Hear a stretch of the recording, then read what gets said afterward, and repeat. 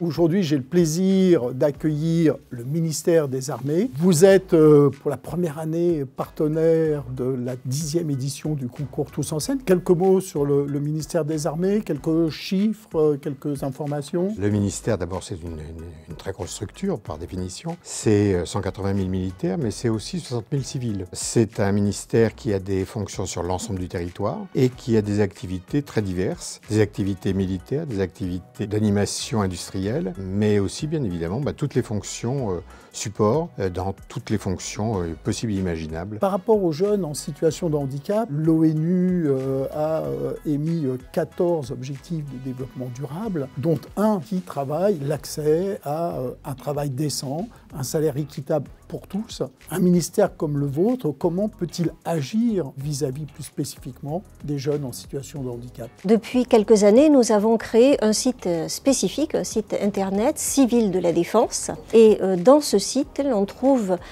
toutes nos offres d'emploi, ainsi que les coordonnées de nos 7 délégués handicap régionaux. Donc les personnes intéressées par un stage ou un emploi au ministère des Armées, quand elles sont en situation de handicap, peuvent adresser une candidature spontanée, notamment pour le recrutement contractuel qui donne vocation à titularisation dans un corps de fonctionnaires. Au sein du ministère des Armées, y a-t-il une action particulière pour permettre à ces jeunes en situation de handicap d'avoir un parcours académique réussi? Le ministère développe d'abord une politique de communication avec les universités, mais aussi a une volonté, j'allais dire, de jouer du gagnant-gagnant, que ce soit l'apprentissage, que ce soit les stages. C'est une manière de transformer l'image pour les personnes handicapées, l'image du ministère, mais c'est aussi en interne un élément, je dirais, qui participe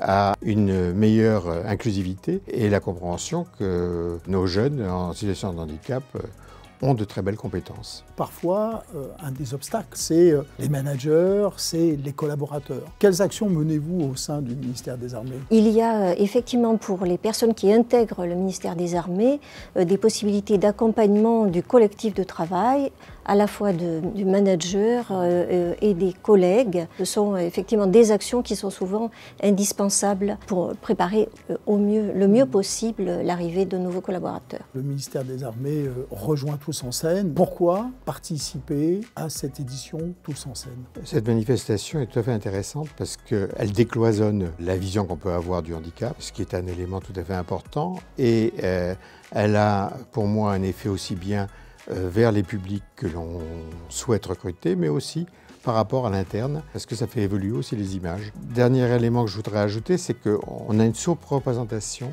du niveau universitaire, alors qu'on a des emplois qui seraient tout à fait intéressants pour de jeunes diplômés.